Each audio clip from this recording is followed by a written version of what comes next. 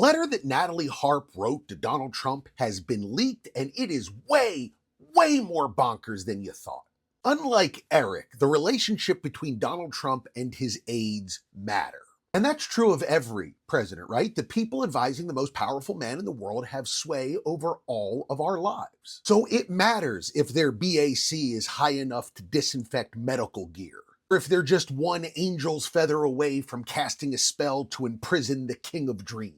So while in normal circumstances it might be weird and rude to release a personal letter to the world, in the case of an aide writing to her president, it's fair game, because if that letter is nutty, we are all put at risk. And guys, the letter that Natalie Harp wrote to Donald Trump is basically a hefty bag full of cashews. Buckle up. By the way, my name's Jay Black. I'm a comedian. I do 2 videos about news and politics every single day. If you like what you're seeing, please consider subscribing. This is the apology letter that Natalie Harp wrote to Donald Trump over some complications that they both had in Scotland. Notice the random capitalization? You might recognize that from the pretend tweets that she writes for him on his pretend Twitter. Now that's just the setup. It's the second half that takes a left turn into Fatal Attraction Town. I never want to bring you anything but joy. You are all that matters to me. Thank you for being my guardian and protector in this life. If you want to take a moment and dip your head into a trough filled with scope, I'll understand.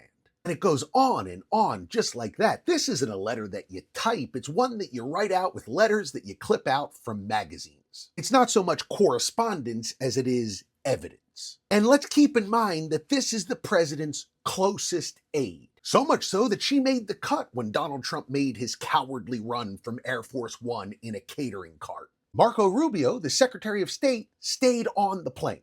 She's with him all the time, banging out truths and deciding which messages get his attention. Trump's advisors are an island of misfit toys, a collection of TV personalities and DSM-5 entries. To be flagged as having an unhealthy attachment to Trump inside of that crew is really something. Now, will anybody other than Jon Ossoff do anything about this?